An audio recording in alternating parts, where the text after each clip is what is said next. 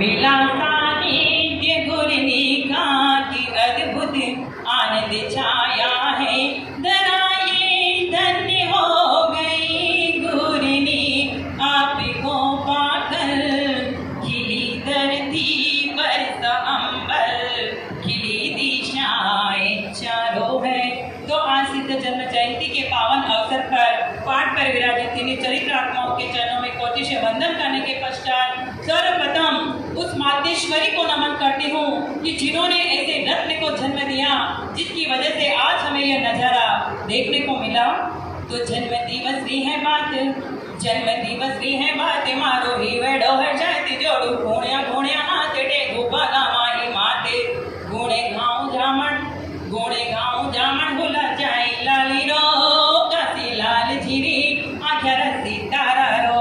तो वास्तव में वो एक ऐसा सितारा था कि जिसकी छवि अगर हम याद करते हैं तो 4 लाइन में उनकी सारी जीवनी आ जाती है कि स्वाध्याय में रहते रहते सदा जो ज्ञान के अक्षय भंडार थे, सहजता सरलता की प्रतिमूर्ति, क्षमा करुणा के सागर थे, आत्म ज्ञान में डुबकी लगाते, त्याग तब में महान थे जो ऐसे सिद्धगुरु निधि मैया शीतल गज की शान थे। तो उनका जन्म हुआ नंद कंवर के रूप में और फिर बने हैं सिद्ध कंवर, और सिद्ध कंवर की यात्रा चली सिद्धता की ओर। तो उन्होंने एक बहुत ही बड़ा काम चलानिया की घाटी पर भी किया है। तो नंद कंवर बने जग में लिया और सिद्ध कंवर बने जग में छाए, चलानिया की उस धरती पर जोत अहिंसा की थी जगाई, लाखों सिखों को बलिदान देकर मुख पशुओं की जान बचाई। यूं लगता था फिर से धरा पर महावीरा की थी परछाई, यूं लगता था फिर से धरा पर महावीरा की थी परछाई। वास्तव में उनका अधिकांश जीवन बीतता मौन में, उनका जीवन मनन करता रहता कि मैं हूँ कौन, और जो भी उनके पास आता तो वही यही कहते कि चाहे कितने ही मेले और हो दुनिया के जमेले में, लेकिन हम खुद को नहीं जाने तो बस यूँ समझो अकेले ही अकेले। यानी स्वदर्शन ही उनके जीवन का पर्याय था। और उन्होंने शायद प्यारा की धरती पर यह भी सबको प्रण दिलाया कि मेरी जन्म जयंती नहीं मनाई जाए, लेकिन ये तो सब गुरु भक्तों की आशा है। और आदरणीय संचालक साहब से कहना चाहूंगी कि भिलवाड़ा बेगू जावा में माने 2 मिनट को समय देवे, तो मैं बेगू ब्यारा तक आया हाँ, तो मैं 4 मिनट का समय ले सकती हूँ क्या?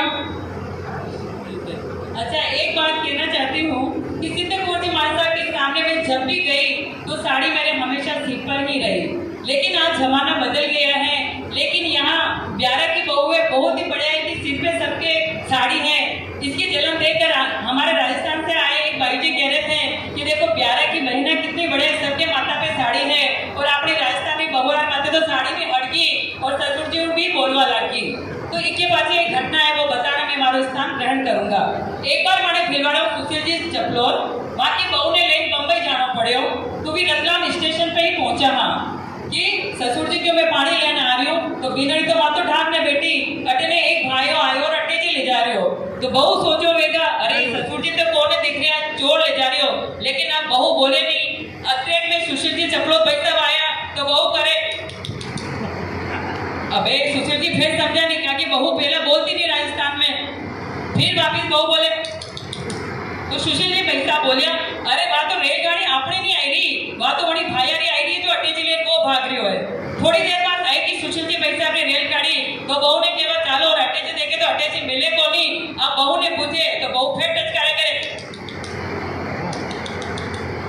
तो ससुर जी भाई साहब बोलिया सुशील जी भाई साहब हाथों पकड़, अरे बहू रानी तो हमें घूमते हटा दे और थोड़ी बोलवा लाके भी कई हाथ सुव्यो। तो बहू रानी कहो अरे अट्टे जी तो बहू साहब वही भाइयों ले गयो जो मैं आपने बतायो।